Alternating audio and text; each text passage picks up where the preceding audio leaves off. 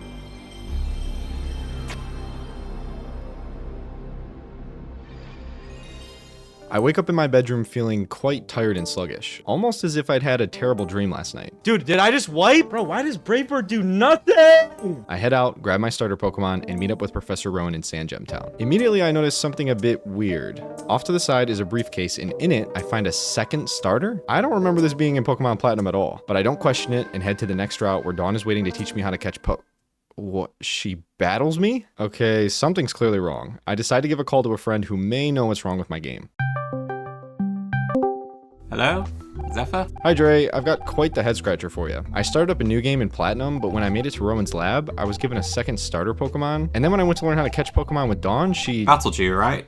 Exactly. What's that all about? Well, sounds like you're not playing vanilla Pokemon Platinum. I made a Rom Hack. Wait, you made this game? What did you change? Quite a bit. But a lot from regular Platinum kind of stays the same, right? Well, for the most part, yeah. So like, gym leaders and the Elite Four will be the same, right? You'll just have to see for yourself, Zeph. Good luck. Okay, so it's Platinum, made by someone who's a Renegade. I think I'll call it Platinum Renegade. Platinum Renegade is certainly... What the... As I was saying, Platinum Renegade is certainly quite the challenge, but to keep things extra interesting, I'll be playing under hardcore Nuzlocke rules. With that, we grab the early game encounters, along with the second starter from Rowan, and Mom's gifted Eevee. Important to note, the creator has blessed Chimchar and Turtwig with the Iron Fist and Shell Armor abilities respectively, with Iron Fist powering up various Bread and Butter Infernape moves, and Shell Armor being arguably the best ability in Nuzlocking. These two will see the battlefield very often as they grow, and losing either of them would be nothing short of detrimental to the run. Jubilife then houses a gifted egg that hatches a random baby Pokemon. Some are better than others, but one is in a category of its own. Is that really good? I think that might be good. Yes, it is. Blissey is a universal answer to literally every special attacker in the game and is an instant bring to the Elite Four. Surely I'll keep it alive to that point, right? Surely I won't lose it in the early game, right? Now to grab our first fishing encounter, and as we all know, Magikarp evolves into the all-powerful Gyarados. Okay, not great, but these next few encounters are the ones that really matter. Alright, we want Zubat here, or Geodude. Okay.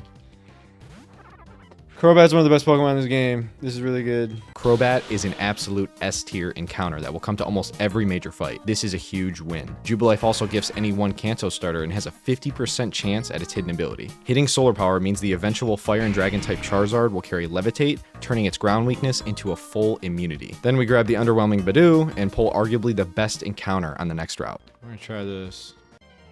Oh, here's our encounter. Oh my gosh.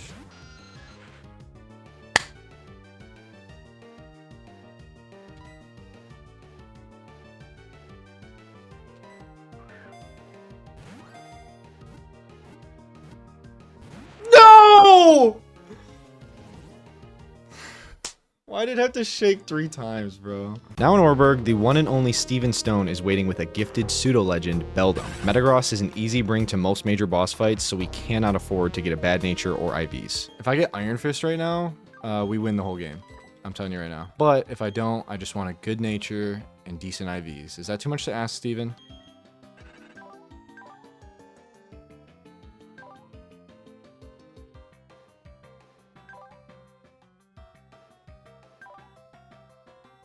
Obviously, the past few encounters were absolute garbage, and having Blissey is the only reason I don't reset the run right here. Geodude doesn't do much, but the one thing it does do is sweep the entirety of Rourke's team with a cheesy rollout strat, so yay, badge 1.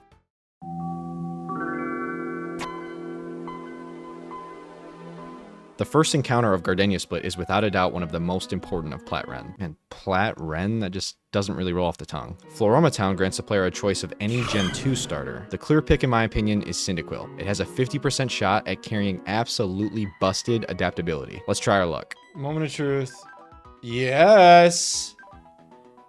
Minus speed. It's okay. We went with an adamant one last time and it was just fine. I feel like there's not enough talk around how much of a power spike the player gets after defeating the first gym, because now after picking up Elekid and Magikarp, my box went from this to this. Many have evolved into early game demons, and have I mentioned how good this guy is? Oh, I didn't mean to click this. Oh no! No, I'm locked in! I can't believe it. I can't believe it. I cannot believe it. I actually can't believe it.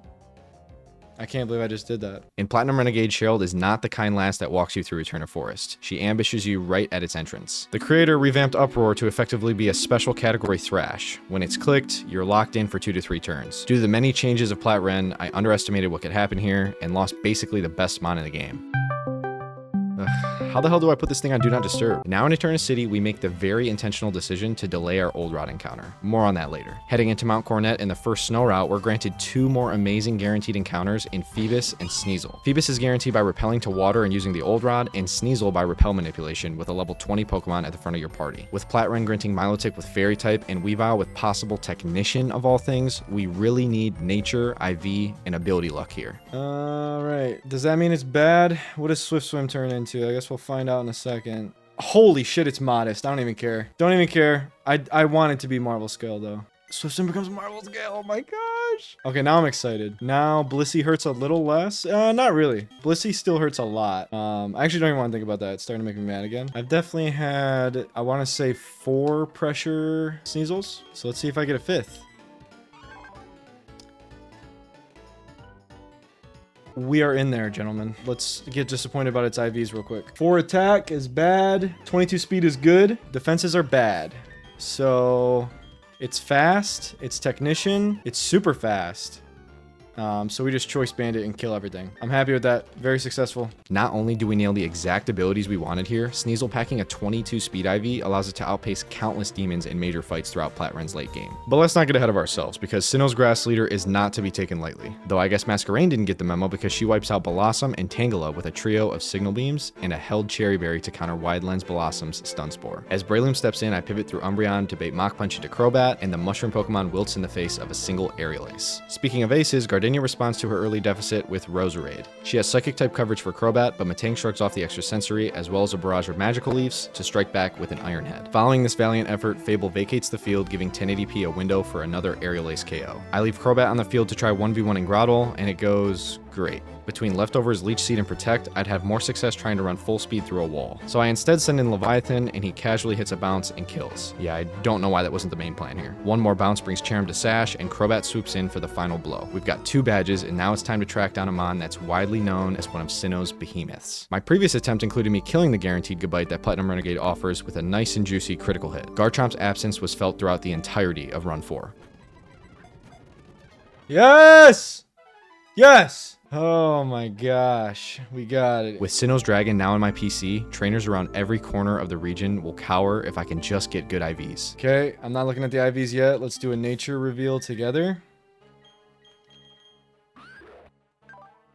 Okay, Sandville. I think that's best case scenario.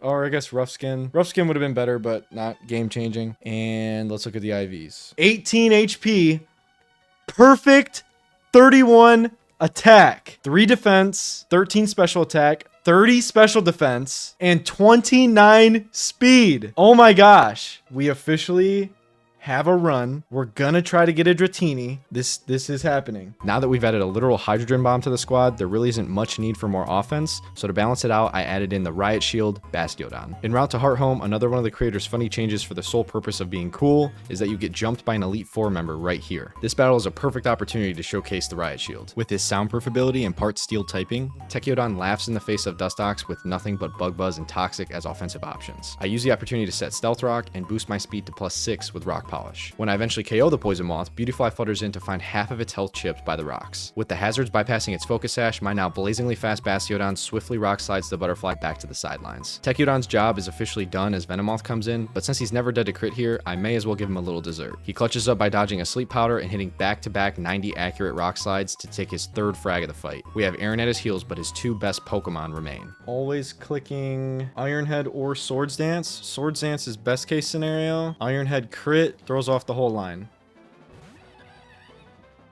That's fine. Except if he gets a Bullet Punch crit. But he didn't go for it because he didn't see kill, so we win. And then I'm pretty sure we're fine to switch in Torterra on a cross poison that is not super effective. It cannot crit. Poison makes this interesting. I don't want it to be interesting. I'm never dead to X Scissor High Roll. It can't crit me. I'm never dead. That's fine. If this doesn't kill somehow, then it's not fine. But it's fine. Soft Sand, EQ. Would you look at that? Bugs crushed, team prepped, it's time for our shot at Batch 3. She opens with a devious strategy. Drifblim is designed to set up Calm Minds and baton pass the boost to Miss Magius, making her Ghost Fairy ace even more menacing. If only there was a way to neutralize the special attack boosts. Captivate lowers the special attack of the target by 2 stages, but only if the user and the target are different genders. So Umbreon, being the handsome devil he is perfect for the job. By the time Drifblim baton passes, Umbreon has dodged an Air Slash, landed a Crunch, and gotten 2 Captivates to counter the Ghost Blimp's pair of Calm Minds. Not only that, but as Miss Magius floats in, Umbreon gets a free Captivate off, dropping her to -4 special attack. Fantina scrambles to salvage the situation with Calm Mind, but it's far too late. Bastiodon absorbs a Shadow Ball and slams Miss Magius with a single critical hit Ironhead. As Drifblim returns, we reap the benefits of Umbreon's earlier Crunch, 1 Rock Slide, and we're on to Spiritomb. Luckily, Umbreon walls this completely, but Gengar is another story. I can't afford to take a Dazzling Gleam here, but Bastiodon tanks it and baits Shadow Ball into Bibarel.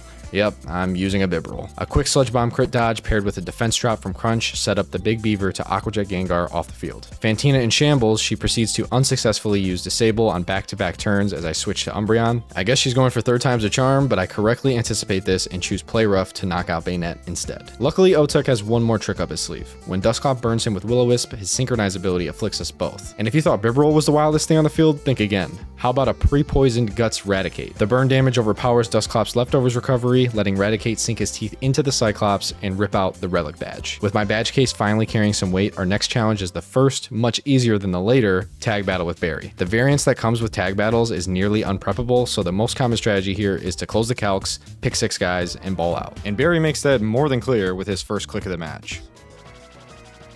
Okay, that might be helpful. I don't know. Okay, no. Nope. Not helpful. His Snorlax also pops the hell off, but we eventually find a deathless win here. Barry making a fool of himself here makes me realize we absolutely cannot take him into Plat Ren's later 12v12 tag battle at Spear Pillar. So I really gotta find a new partner as soon as possible. Now a plethora of areas open, and with that I can grab some very powerful items. Additionally, reaching Veilstone's Game Corner grants infinite access to many other gizmos, most notably our Life Orbs, Focus Sashes, and the Flame Orb to finally bring Marvel Scale Milotic fully online. These are absolute essentials for the remainder of the game and greatly widen what would make lines work for the fights ahead. We then bring the Odd Keystone to Route 209, which adds the singular weakness Spiritomb to our box, and without much else to do, we gear up and set our sights on tackling Veilstone's leader, Maylene. High Jump Kick or Fake Out, either is fine. High Jump Kick is better. Okay, take about that much damage. This is another High Jump Kick into our Ghost type. I think it'll be less damage. Yeah. I have a choice to either Shadow Ball for a guaranteed slow kill or Sucker Punch, which I don't think will kill from this range. Medicham only has attacking moves, so I may as well see if a Sucker Punch can crit before I take a hit. Let's do it. Play to crit. Oh. That might have been a high roll. Mayling's entire team is composed of 6 physical attacking fighting types, with Machamp arguably being the poster child for that archetype. With close combat as a primary stab option and good type coverage in Payback and Thunder Punch, the superpower Pokemon is an absolute threat. And that's without mentioning its held Toxic Orb to proc Guts. Dragon-type Charizard makes for a perfect swap into Thunder Punch or Protect. The real key, however, is that at level 38 specifically, he baits a close combat kill, allowing me to bring in Togekiss for a fast Moonblast kill. It didn't matter for that interaction, but Togekiss is carrying the Choice Scarf here, which has locked it into Moonblast as Toxicroak switches in. This is always Poison Jab, so a Lairon pivot to bait Drain Punch back into Togekiss works wonders. And now that Choice Scarf comes into play, giving Yam enough speed to swiftly Psychic Toxicroak into the ground. At this point, the fight is pretty much over. Gallade really can't touch Spiritomb. No, seriously, it's only attacking moves or Drain Punch and Zen Headbutt, so this is absolutely free. Milotic, finally pre-burned, is taking advantage of Marvel Scale, which boosts physical defense by 50% when statused. This, in tandem with Milotic's added part Fairy typing, gives Milostare the sauce to 1v1 Infernape and kill with Scald after dodging a Rock Slide flinch. Gallade is all that remains as Mayling's last Pokemon, and we finish this one off in style with a critical hit Shadow Ball through the light screen for the win.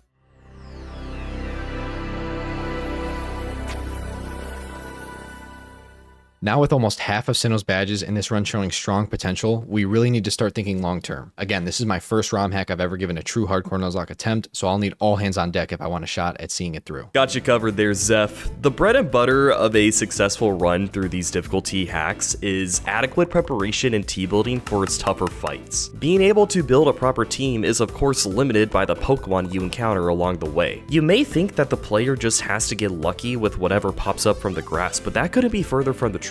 Mastering the strategies around manipulating your encounters is absolutely essential if we're serious about entering the Hall of Fame. Let's talk about Dupe's Claws. In most Nuzlockes, players disallow capturing the same species of Pokemon more than once. This means if we catch a Poochyena and later encounter a Mightyena or a second Poochyena, it's considered a dupe and that can be re-rolled until a previously unobtained Pokemon is found. With this in mind, and Zephyr now being in Pastoria City, we've got decisions to make. The old rod encounters here are pretty lackluster, especially when Renplat offers a guaranteed Lapras gift here, which comes packing one of 2 powerful abilities in Water Absorb and Shell Armor. At first glance, this seems like a no-brainer. However, before we lock this in, it's important to remember Zephyr's earlier delay in Eterna City. Fishing at Eterna yields one of 3 possibilities: the 60% Magikarp, 30% Poliwag, or 10% Dratini. Thanks to Dupe's Claws, if we can get our hands on both Magikarp and Poliwag, we're guaranteed the elusive Dratini. We already snagged Magikarp near the beginning of the run, so Poliwag is all that's left for this to come full circle. With all that in mind, forfeiting Lapras and gambling the favorable chance at Poliwag in Pastoria is definitely the play. The only way this goes sideways is if we hit the unlucky 10% Carvana that would make losing Lapras meaningless and take Dratini away. All we could do here is cast our line and pray. We need this Poliwag. Please. Let me see Poliwag. Yes! We get a Dragonite, dude! As long as we catch this. Dive Ball is easy. Simple. Dragonite done.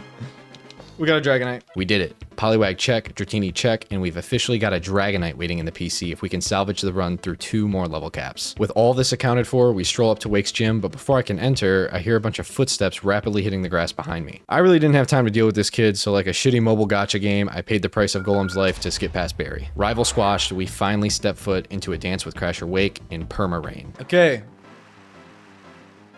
Magnet Rise prevents me from getting hit by Earthquake. There it is. Earthquake misses. We got to pay attention to that if that Magnet Rise ends. We want to do Sunny Day now. I was about to say last, but now because Aqua Tail does a lot of damage unless we do it. Sunny Day for 5 turns, and this is one of them. Crit's okay, and it crit. That's fun. We now Stealth Rock. Crit's okay. And it didn't crit. We get Citrus if we ever need to do something else later. With Sun to remove the permanent rain and Stealth Rock wearing down each of Wake's switch-ins, we're set up for success here. I start by going to Daily on Aqua Tail, who fires in a Bullet Seed to strike through the Rindo Berry and take out Wake's lead Quagsire. Sinnoh's Water-type Master responds with Gyarados, and this is the easiest switch into Dragonite I've ever seen in my life. Well, Dragonite the Poliwrath, that is. We need to hit a Toxic. Don't miss your Toxic. There's a D-Dance. Alright, so Poliwrath isn't off to the best start, but he resists all of Gyarados' attacks, so Dragon Dance is the only real threat. But luckily I've come prepared with Haze to negate that altogether. So with the help of actually hitting Toxic, it's just a matter of time before we whittle the Sea Dragon down and utilize a little Resto Lumbo rather, to heal back up. Now the spotlight's on 1080p. With his speed and offensive prowess, Crobat is the perfect answer for Ludicolo and Sharpedo, thanks to Stealth Rock breaking the Shark's Focus Sash. Floatzel C-kills on 1080p with Ice Punch, so we hand off the reins to Milotic, who is once again pre-burnt to take advantage of Marvel Scale. With Wake only having Floatzel and Poliwrath in the back, it's clear Milotic is a total wall for the remainder of this fight. Wake falls, and we've got badge 5. Now with the new level cap, finally these 3 shitters turn into these 3 carries. We waited this long for Typhlosion because we were delaying for probably the best move in the game, adaptability boosted Eruption. We now traverse to Celestic Town and are quickly brought to a halt when we encounter this. Gastrodon or Pelipper. If I see a freaking Chatot and Shuckle are rare, don't give me that. 213, man. Please. Please be Drizzle. Be Drizzle. It's not Drizzle. Does that mean I forfeit my encounter? It sure does. Hi everyone, Wacko here to explain why the heck Zephyr isn't catching his encounter here. See, Renegade Platinum's Elite Four is a gauntlet of 5 battles, composed of any variety of 20 different teams. The plan for such final bosses needs to be prepped for very early on, and that's exactly what we're doing here. The Elite Four's Flint comes packing one of 4 possible Sunny Day teams. Overriding the sun with weather of our own is nothing short of necessary, and ideally we'd prefer Rain to further counter Flint's fiery onslaught. Enter the only obtainable Pokemon that has access to the coveted Drizzle ability. Each time you encounter Pelipper, it has a 50% chance to carry Drizzle, and Zeph just missed the coin flip here. No cause for concern just yet, we still have 6 other routes throughout Sinnoh where we can try for the Water Pelican, so we're bound to hit the 50-50 at some point. Until we do though, we have to forfeit every non-Drizzle Pelipper we run into. The earlier Zephyr finds the rain, the better, as every time we forfeit, it wastes another route encounter, and the box loses out on an extra body. And that's the gist, folks. I'll pop up whenever more of these dumb birds show up to give any fun facts I know that'll help out with any given route. Hopefully we're not missing out on too many encounters though. Cheers!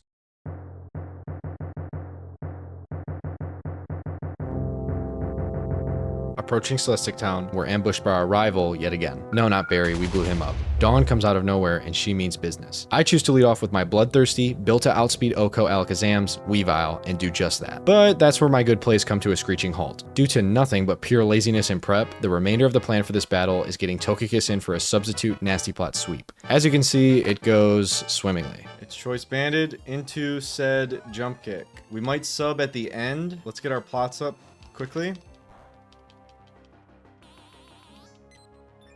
Encore's goated. That's what they say. All right, we are gonna go for a sub just cause.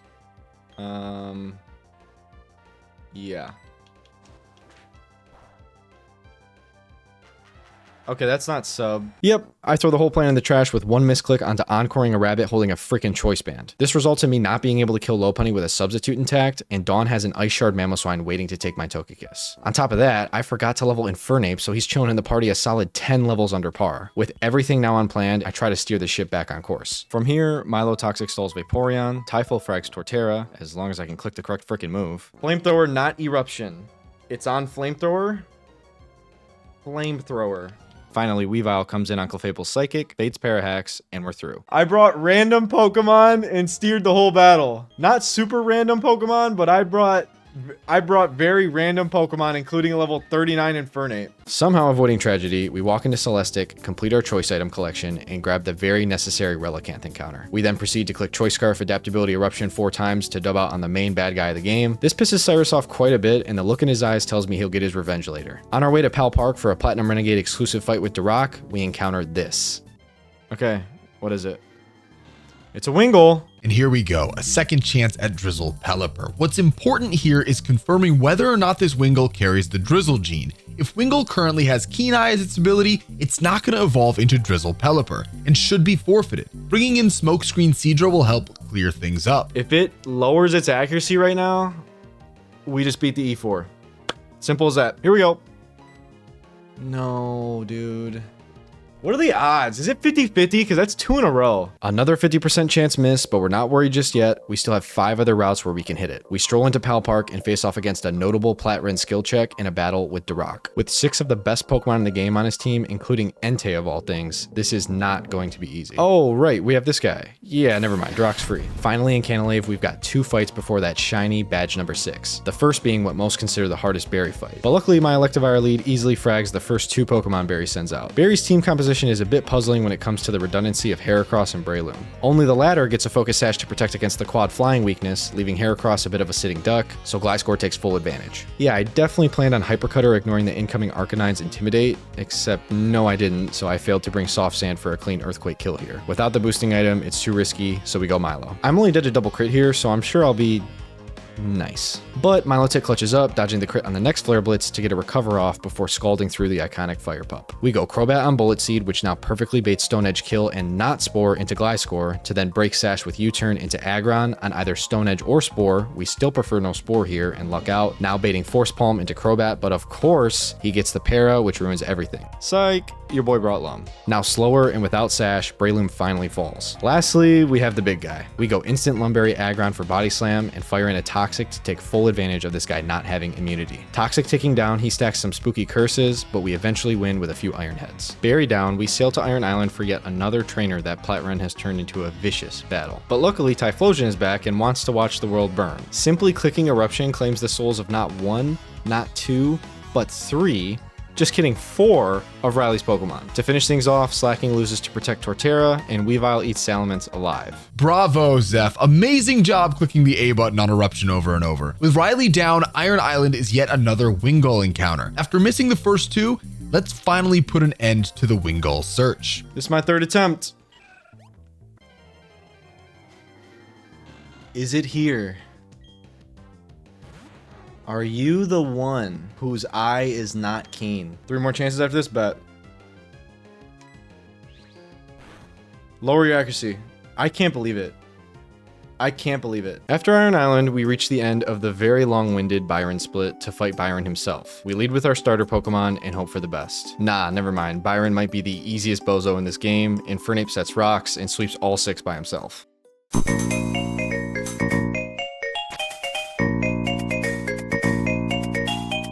You know the drill. New badge, new level cap, and most importantly, new mods. We pre-poison our new pseudo to take advantage of Marvel Scale and storm Lake Valor to plow through Saturn. On our way to Mars, we stray a bit off path over to Fuego Ironworks, where we nail the exact encounter we want. We got it. We take our newly acquired goat right into Mars and clear her out too. Sledding into the snowy routes of Sinnoh, I stay on high alert, watching out for the many demon optionals at this point of the game. Okay. I almost wiped to a Glaceon optional. I'm not getting any items. A Glaceon optional on skis. Right there. That little BITCH over there almost ended my run. Finally reaching grass, a quick look at the encounter pool reveals that a 22% Frostlass gets added to the mix if I activate the Poke Radar. Our reward is this. Here we go. This is our encounter. Oh my gosh! 22%! Okay, I gotta catch it now. Plat Ren's creator gifted Frostlass with not only buff stats, but also Levitate, totaling up its number of immunities to 3. As I step into Snow Point, I chat with the locals to get some insight on the town's gym leader. Oddly enough, no one wants to give me her name. I've heard it before though. What was it again? Something like Cassie or Caitlin? Camilla? Oh, that's right, it was Candid. Before taking on She Who Shall Not Be Named, we have to tackle quite the double battle. I have no idea how to calc or prep for double battles, so kick back, relax, grab some popcorn, and enjoy my misery. In principle, the idea is to strike down one side first to make the remainder of the fight a 2v1. Let's see if I can figure out how to do that. To start, we Oko Heracross and set Light Screen. No Earthquake on T-Tar means free Electivire, and we U-turn into Poliwrath. I think we just go for flinch on Poliwrath and ball out. Who's got time to do anything but ball out? Not me. Let's ball. Ouch. Okay, flinch would be nice. Crit would be horrible. Oh my gosh, we crit it. Oh my gosh. Well, this just got a lot more complicated, especially if Feraligatr comes in. Thankfully, Meganium comes in instead of Feraligatr, but the random targeting of Petal Dance does make this annoying. I go Altaria, who I'm not super concerned about sacking if need be, and Poliwrath Drain Punches Tyranitar for a kill and fully heals back up. Only Typhlosion on that side now. I bring in Dragonite, but gets sauced up by Protect. Double up on Typhlo to get the 2v1, but it's not enough. It's here I fire in on a Pokemon that clicked Protect for a third time. Meganium doesn't hit itself in confusion and hits a raw 55 accurate Grass Whistle. Then it instantly snaps out and hits another Grass Whistle, which by the way hits 55% of the time. The good news is Altaria has Natural Cure, so we pull him out and toss him back in because he's only dead to double up and crit, so that's definitely not going to happen. We're playing slow. I mean, we're dead to crit. I don't care too much about Altaria. Yeah, that's fine. Oh, okay, crit me. Whatever, dude. I'm not... Oh, wait, I just lost my Perish Song, though. With that, I lost the one Pokemon in my box with Perish Song, which just so happened to be my plan for dealing with a certain boss fight on the horizon. We finished the rest of this out with only losing Altaria, but that was not how I wanted things to go. Beating this battle gets us into Snowpoint Temple, which grants a Repel Manip Steelix encounter, and now there's nothing left to do but set our sights on the gym battle against She Who Shall Not Be Named. We kick things off, asking Metagross to bend over backwards with a very unique moveset. Magnet Rise gets us over Earthquake to allow for Stealth Rock and Heat Rock boosted Sunny Day. Abomasnow opts for a few Ice Shards instead of unleashing its Blizzards, and the one Blizzard it does go for misses, which you gotta love. Stealth Rock clears the scary Weavile's Focus Sash, and we go Ape on Crunch to strike back for Mach Punch kill. We need it for a bit longer.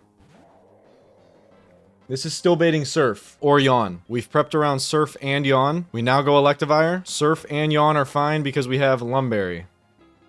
Aqua Ring is best case scenario. I think. I didn't U-turn! I fucked it. Highest damage is Wild Charge. We're dead to Blizzard crit anyways. Sun is still up, but we have Lum anyways. It's clicking Yawn or Blizzard. We're dead to Blizzard crit no matter what. We're not dead to Blizzard high roll plus recoil. So we're dead to crit. Blizzard crit is fiction. I agree. We're dead to crit.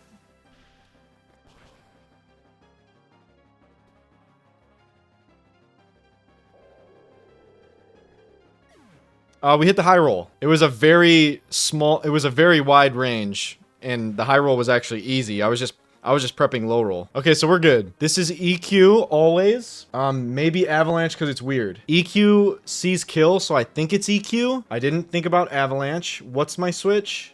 Oh, there's no switch. See ya. Yep. Evire's been insane in this run.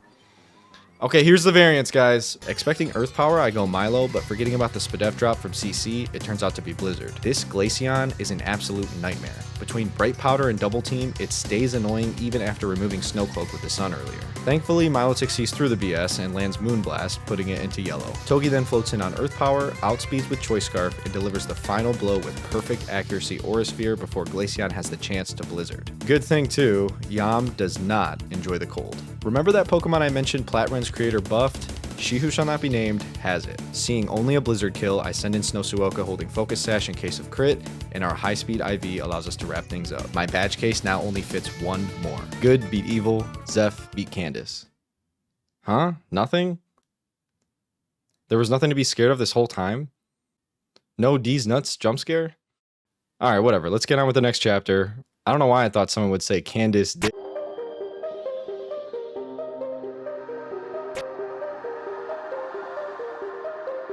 We've officially entered into the split that my personal best Platinum Renegade attempt wiped to. The split that requires you to tag battle the commanders with this dipshit at Spear Pillar. The creator put his own little twist on this one too. All 4 trainers bring a full team of 6 each, totaling into a 12v12 all-out war. We make our way up Mount Cornet, fighting through the mandatories and sneaking through the optionals. I'm gonna try to avoid this guy just for fun. So, look at that. Have you ever seen anyone do that? At long last, we've reached Spear Pillar for our attempt at the PB. Again, the scariest thing about this is leaving half decisions in the hands of Barry. This dude got wiped mid-battle last time, leaving me to a 1v2, and I've honestly had it with him. You know what? Yeah, we're not running this with Barry. If I want this time to be different, I'll need a tag partner who's Nuzlocked once or twice. You with me, Mox? Zeph, I got you. What's the situation? 12 Mons aside? That's right. Grab your best 6. Let's do this. Double crows to start, huh? Yep. Faster than everything I've got, and they hit like a truck. No chance you've got an Intimidate lead, do you? Way ahead of you, dude. I didn't see an attack drop. Whoops. Yeah, the docs were wrong. It's reckless. Okay, at least they can't touch Magnezone. I'll set up Reflect. Who are you switching into? Okay, that works too, but you didn't get the kill, and now here comes their Brave Bird. No worries. I chipped them in the recoil range, and with Reflect up, I'm chilling. 2 double teams now. We need to hit this thing. She's on death's door. Finish her, Zeph. My bad. And that's my cue. I'm going into Metagross. Please take out Crobat. Okay, Staraptor, let's clean up. Of course a switch. At least we got Tangrowth low. Now I tank Evire, and we're looking good. Who you got next? Snorlax, bro? Dre gave Electivire Fighting type. It's the fastest thing on the field. Cross Chop is 100 base power, and you go Snorlax. This isn't Lax's first rodeo. Alrighty then. Good news, I readied Metagross for this exact moment. Thanks to its god-awful nature and held Life Orb, Psychic is a guaranteed kill. And you were actually See? I totally called it. Didn't even risk a crit. Head up. 2 new guys. Sableye's got a Shadow Claw crit with my name on it, so into Dragonite I go. Oh, I'm cooked if I take a Bug Buzz here. And now Yanmega outspeeds everything. Okay, Heracross, show them your might. Sick, dude. Alright, Fly's my strongest. Up we go. You handle up top, and Arcanine will lob a Flare Blitz downtown. Okay, so crazy idea. How about we discuss before just clicking buttons? Wait, you're kind of cooking right now. I'm low now, and Yanmega's eyeing me for Hurricane. I have to go Magnezone. Ready when you are, boss man. Okay, here goes.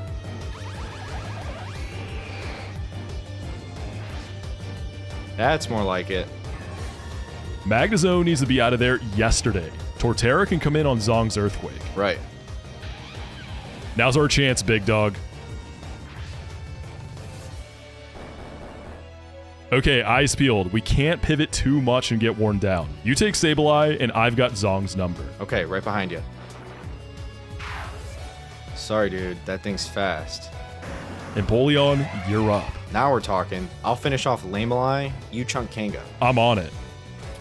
Alright, never mind. Please, for the love of Arceus, can you get rid of that frickin' Sableye? Sableye, get out of my lobby, kid.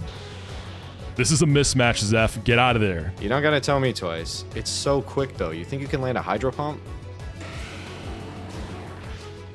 No need to risk a pumpy miss when Ice Beam got me. Nice. Alright, Metagross can't take Gastro's Earth Power here, so I'm going Zard, even with the Stealth Rocks and a Crunch headed my way.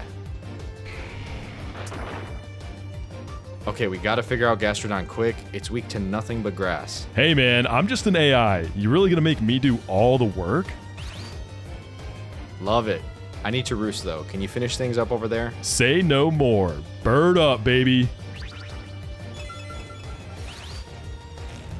Alright, this is all too familiar. That Skuntank is an issue. What do you say we double into it? Right behind you, boss.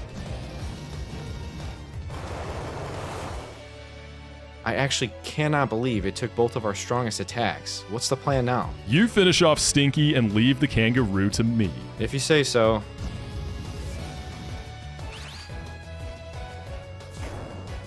Wow, you really showed her. I gotta keep it a stack with you. I fumbled the bag there. Zeph, I've got one more in me. One? And it's Breloom? But Bronzong's got Psychic. What do you expect me to do in a 2v1? I'm sorry. It looks like this might be the end of the road for me. No, I can't win this alone. I'm going Flamethrower. Zong won't have a chance at you.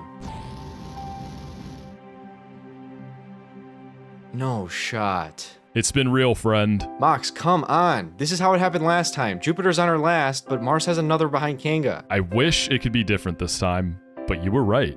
I always die here. Zeph, it's been an honor. Give Cyrus my best, brother. I will, Mox. Zong and Perugly. I hate this Perugly. I wonder if we're dead to Perugly. I would love to do this deathless. I'm not above sacking. We risk the max roll kill and we make it a 1v1. Get your salutes ready, boys. Max roll kills. Oh, it's faster! And we're dead. If Electivire doesn't outspeed this fat ass, I don't know what to do. We do. And Fire Punch kills the Bronzong. And then we're going to get paralyzed by a Body Slam. But I think we're Lum. Tell me we're Lum. We're Lum. Here we go. Okay, we're down to 5 Mons. Okay, Fire Punch kills. And then it's a 1v1. A 5v1, matter of fact. I don't see how we lose this. We have Lum. I don't see how we lose this. I would love to do it with no more deaths. Is it free? Is this dead? Oh my gosh, you're dead. We win. We win.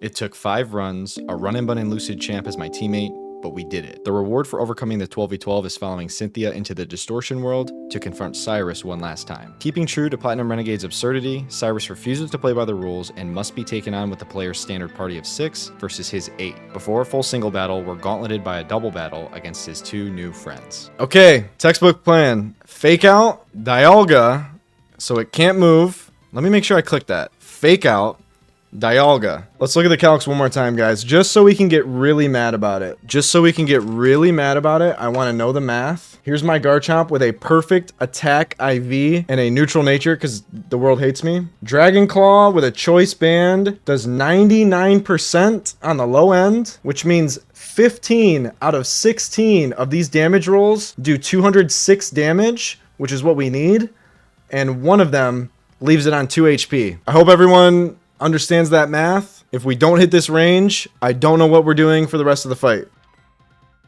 There's a fake out.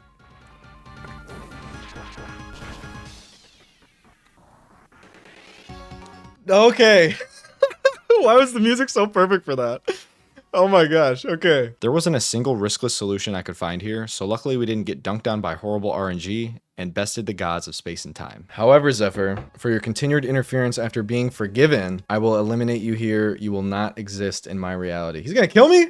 You're gonna kill me in Pokemon, bro? Happily baiting Brave Bird here, we chuck Magnezone in and kick things off with a Thunderbolt Oko. Doom enters, now into Chomp, who's choice banded in case Houndoom finds the burn, but it doesn't, and we kill. Weavile looks for revenge, Infernape then eats Icicle Crash, and Wombo combos Sash Weavile with Fake Out, Mach Punch. Gyarados, Aqua Tail. I couldn't run Thunder Punch, which would normally be an Oko, because of Intimidate. In hindsight, I think I could have ran White Herb, but let's stick to the plan. Into Dragonite, the Poliwrath. This is the only variance. I didn't really calc how long this is going to take, or if we miss, or get crit, or get frozen, or get flinched. We're not scared of D-Dance because we have Haze. There's a D-Dance. We're not scared of it. Don't you dare be scared of it. Because I'm not. And we hit our Toxic. Very good. Eventually, Toxic wraps up Gara, and we're able to rest to full health on its way out. Honchkrow perches in, but an easy Magnezone here allows Frostlass to get in on Sucker Punch and Ice Beam Honchkrow down. Cyrus's last gets Earthquaked by Evire, and the days of Team Galactic officially come to an end. He gives a quick sob story, and now, the Renegade Pokemon. Wow, Renegade Pokemon? That has a nice ring to it. Because I really want to beat this freaking game, I almost convinced myself it was fair to use Giratina, but eventually decided we'll just boss battle it. Come through, Otech.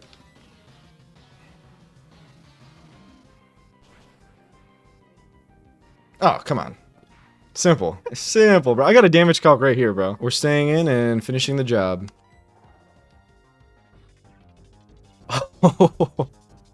Oh, he disappeared into the shadows forever. We'll never know. We'll never know if he died to that Toxic. The most virtuous hardcore Nuzlockers ban the use of any and all legendary Pokemon in their runs of these difficulty hacks. That being said, I'm definitely using legendary Pokemon in my run of this difficulty hack. While I don't end up bringing the Lake Spirits to any major battles, they're very helpful in squashing a few nobodies along the way. In between catching them, I accidentally run into a wild Bibarel who was literally twice as scary as Cyrus. That's a dupe. We're never going to be able to run away. And that's a Swords Dance Bibarel. It could have Crunch.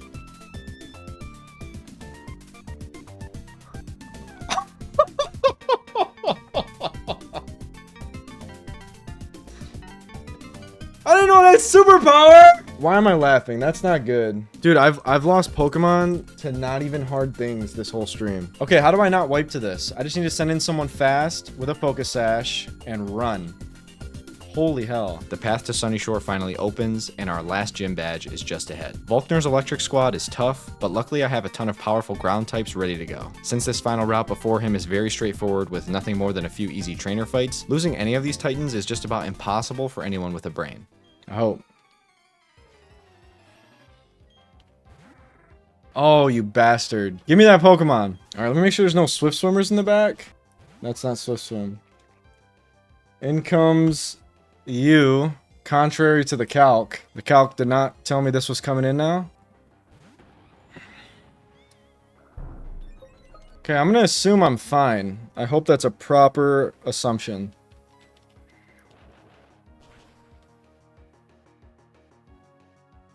Insane coverage. I can't believe it! I can't believe it! How do you live that?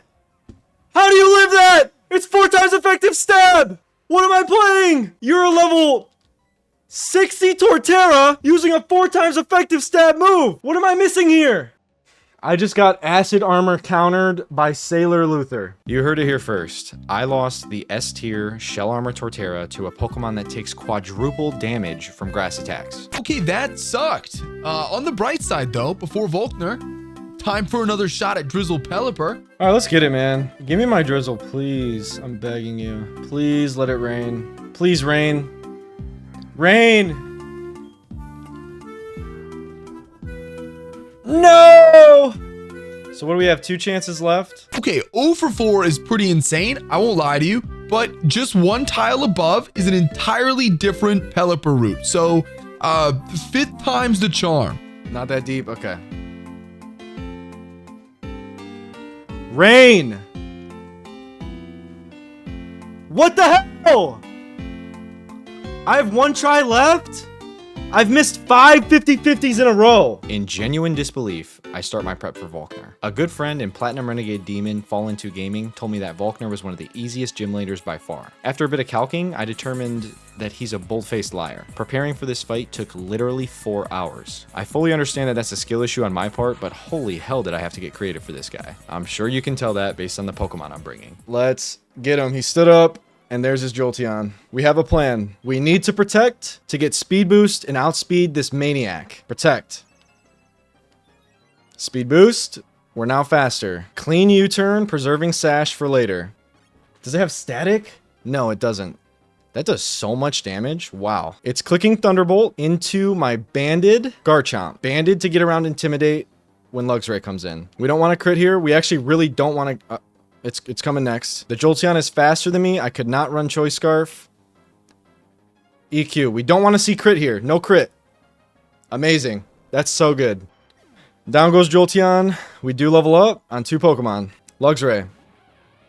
Intim. We're banded, so it doesn't matter. We outspeed. If we somehow don't, we're dead to Ice Fang. Choice Banded Ice Fang coming our way. EQ.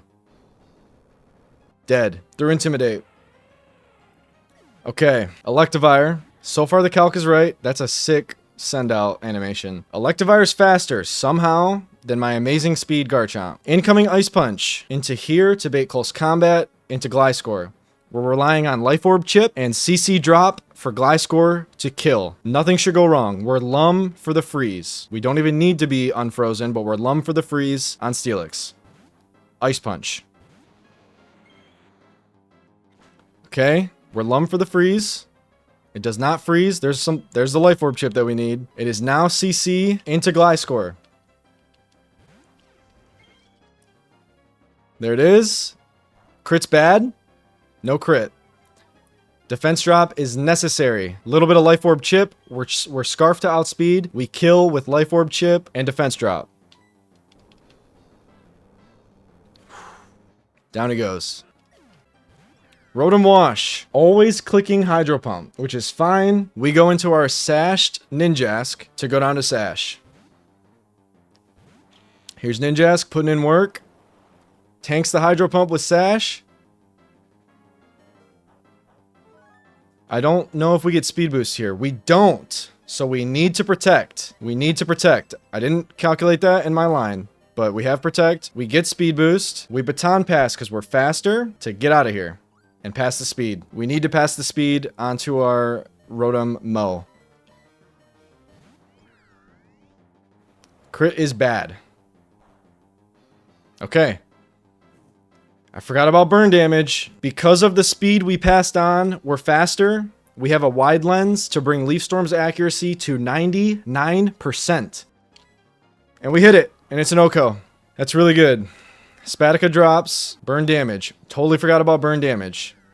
Rotom Heat. At 50%, we're baiting nothing but Overheat, which is best case scenario for Kingdra. In comes Kingdra on the guaranteed Overheat. That's right. I just sauced up Gym 8 with a freaking Ninjask. From here, we bait a bunch of Overheats by pivoting between Kingdra and Steelix to get Rotom to -6 special attack to eventually take it out with Kingdra's Surf. We end things off with Gliscor Earthquaking Raichu and officially have every gym badge in Sinnoh. With that, only 3 tasks remain. Victory Road, the dreaded random Elite Four, And catching Drizzle Pelipper right outside Victory Road. Here's lucky number 6. Make it rain, dude. I can't believe it. I actually can't believe it. Is it definitely 50-50? taking a 6th punch to the face. Victory Road is ahead, the majority of which is relatively free outside of one fight. Usually residing within Sinnoh's battle tower, we're challenged by Marley. We pack up her first 5, but are brought to a halt by her ace, Sceptile. I couldn't find any solution for this thing other than having Weavile dodge a Focus Blast. And I am, of course, 100% kidding. We're through. Now on the last routes of the game, introducing the moment you've all been waiting for. Okay, at this point, this is impressive. Here's where we're at. Missing 6 in a row means that Zeph's got one final chance at Drizzle Pelipper. And if it fails to show yet again, prepping for the Elite Four will be much, much more challenging. All right. Attempt 7 for Pelipper, as we've missed 6 coin flips in a row. Here we go, guys. Attempt 7. I literally don't know if I want a Drizzle line in E4. I want the option. Rain. 7 for 7. 7 for 7. Coin flips. I flipped a coin 7 times. I wanted heads and I got tails. 7 times in a row. What's the math? Well, if you take 50%, which is the likelihood of getting Drizzle, by the way, on any one of these encounters, and then you multiply it by 7, which is the number of Pelipers we've encountered, just to throw that out there, the math comes to a whopping 0.008% chance of not getting a single Drizzle Pelipper. Thanks, man. I totally wanted a genuine answer there. Really appreciate it. Well, anytime. I mean, that's kind of lucky in a way. Enjoy the rest of your run. With the Pelipper dream officially dead, we have the final battle with Dawn. Boom, boom, boom, boom, boom. Everything goes as planned outside of her accuracy dropping, living on 1 HP, resting over and over Vaporeon, but Milotic eventually comes out on top. Defeating Dawn means we made it. Every opponent we faced, encounter we've caught, move we've clicked, reaching the Pokemon League has been the goal from the very beginning. The feeling of finally being here is nothing short of surreal. A truly special moment that no one could possibly ruin. Except this guy, of course. For his final shot at us, Barry gave his Staraptor the Choice Scarf. Unfortunately for him, I gave my Electivire the Choice Scarf. Snorlax might be the scariest member of his team, packing Curse for setup and Heal Utility and Slack Off. Toxic Poliwrath should do just fine here. It eventually does do just fine here when it hits its freaking Toxic and outlives the Lax. Breloom comes in seeing Bullet Seed, so Crobat is free to come in for fast kit. Lumberry Crobat is free to come in for fast kill. It's here that Barry makes a fatal mistake, one that may just send him back to Twinleaf Town for good. Arcanine can't help but wild charge into Crobat, allowing Garchomp to claw out of his Pokeball and devour the Fire Pup. Empoleon wants justice, and it'll get just that with the 4 times Ice Beam kill it sees. But my hungry Landshark is ready for seconds and continues his feast. You'd think this would leave Chomp full and satisfied, but he's never been one to skip dessert. The lone Heracross begs for mercy behind Protect, but its plea falls on deaf ears, and Barry wipes.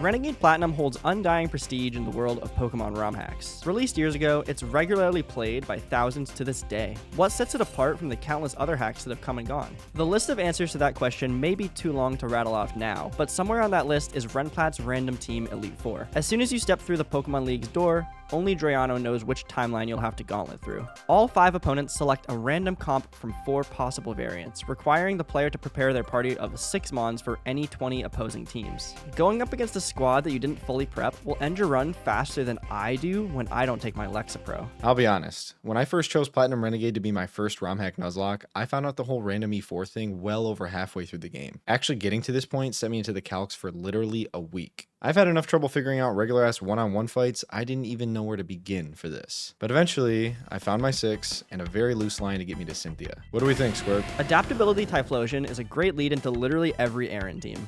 Clicking Eruption 6 times should give us a great start. You do know Bertha's up next with a bunch of ground and rock types, right? Wait, are you using setup and substitute? Did you not hear me say first Rom Hack Nuzlocke? It's taken weeks to get here, dude. If Togekiss learned Lock On and Sheer Cold, I'd use it. Fair enough. In that case, Togekiss should do wonders against Bertha. Encoring Earthquake to allow for a nasty plot sweep, but how are you going to bait those Earthquakes?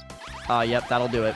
Alright, now Flint. No stress here. Your Drizzle Pelipper makes this guy completely free. Yeah, about that. Here's what we got instead. Fast EQs from Chomp and Weather Control with Crobat's Rain Dance. That just might work. Okay, last up is Lucian. How are we beating Psychic? Nice. Technician Feint Attack probably gets us through. We haven't even talked about Cynthia, and unless I miscounted, that's a full party of 6. Yep, the Cynthia plan is throw these guys at her over and over until one of us wipes. Sounds about right. Well, looks like it's time, Zeph. Good luck. Good luck. Good luck, boss. All right, here goes. The final test to be crowned a fellow champ of Platinum Renegade. Hello? Bloody hell, Zephyr. It's Renegade's Platinum, not this Platinum Renegade rubbish you've gone on about. Oh, Renegade Platinum. Okay. Good luck, Zeph.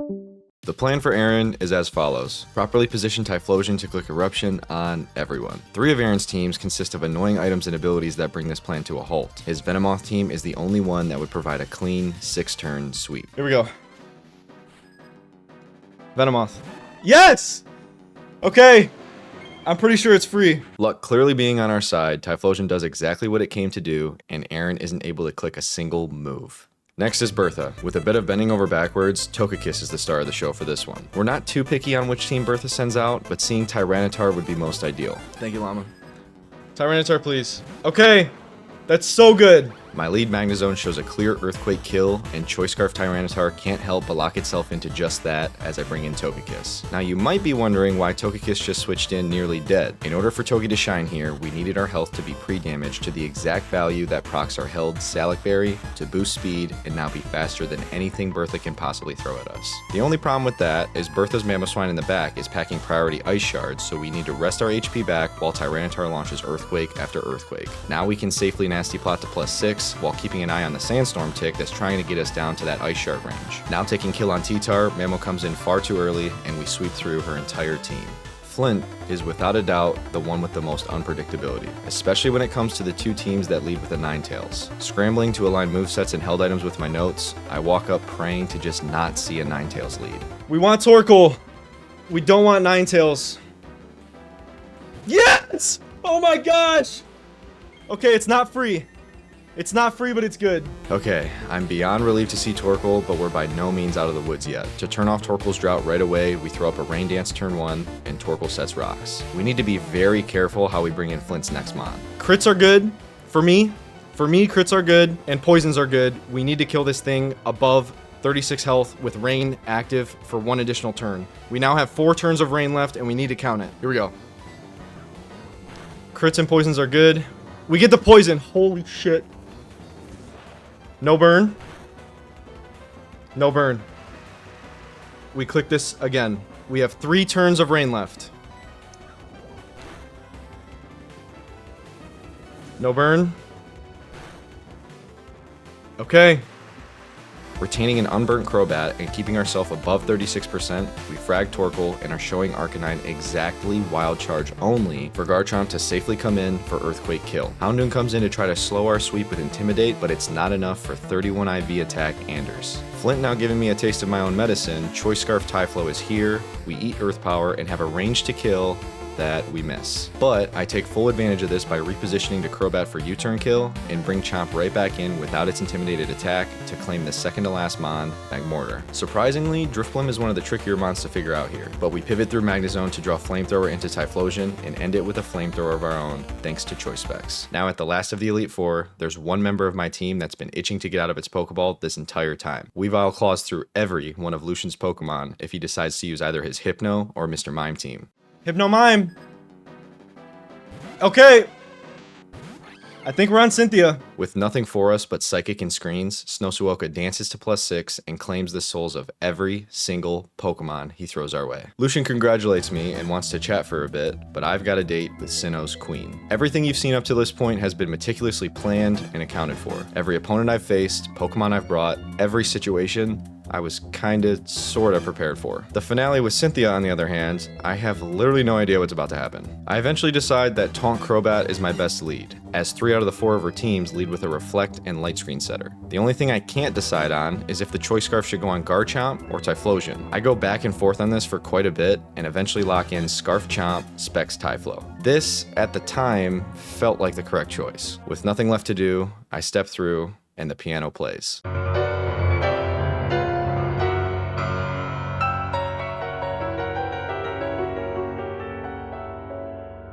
Have you been keeping well? Thank you for Mount Coronet and for the Distortion World. I'm truly grateful. Together, you and your Pokemon overcame all the challenges you faced, however difficult. It means that you've triumphed over any personal weaknesses too. The power you learned. I can feel it emanating from you. But that's enough talk. Let's get on with why you're here. As the Pokemon League champion, I accept your challenge.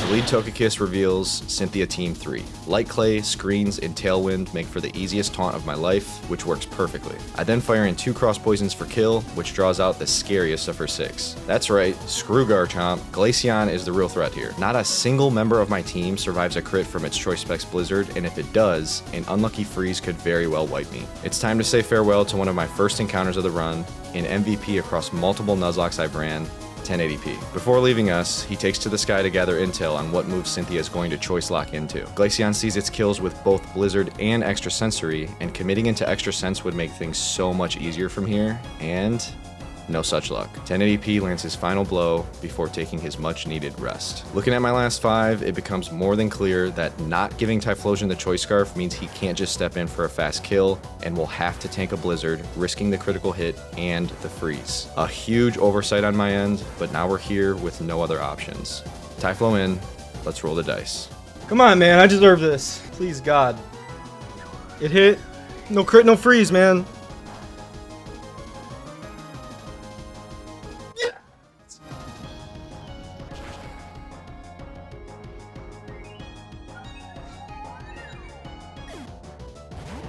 Alright. We've got options. Ace Chomp sees Earthquake, Stone Edge, and Outrage kills. Typhlo stays in to reveal which of the 3, and falls. Locking itself into Outrage is literal best case scenario, allowing for Togekiss to take stage and force it to continue. This is our opening. We get behind Sub, plot up not once, but twice, and strike down Cynthia's right-hand Shark. The reason we needed Substitute was for the incoming Lucario seeing multiple fast kills, but Yam, being the god he is, keeps Sub intact. She's cornered and down to her last 2. I'm at +4 special attack, invulnerable, and easily OHKO the Spiritomb behind Milotic. The end is in sight, nothing can go wrong here. Milotic ices down our Sub, we chunk for well over half, and are 2 clicks away from the win. However, Milotic's demeanor suddenly changes. She's eyeing me like she has the upper hand here somehow, and for some reason Yam looks worried now too. Good thing too, Yam does not enjoy the cold. No crit freeze and we win.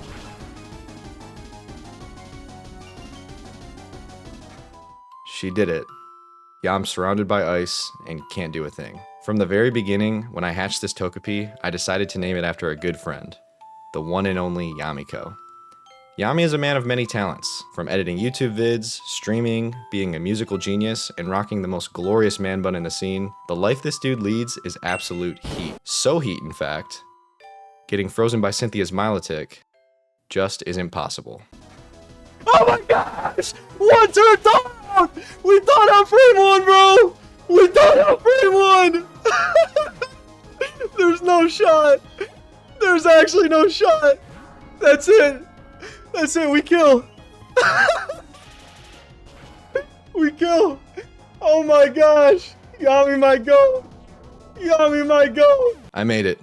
I actually beat a hardcore Nuzlocke of Renegade Platinum. Through many ups and so many downs, this was the most fun I've had playing Pokemon since I was a kid. It was in this moment I knew I wanted to make the movie about my run extra special, so I really hope you enjoyed what we put together. There were so many people involved and it took much longer than I thought, but I wouldn't change a single thing about it. Leaving a like, subbing, and following the Twitch would help me out a ton. I've got big plans for the months ahead and I know you won't want to miss. Thank you, thank you, thank you. See you real soon.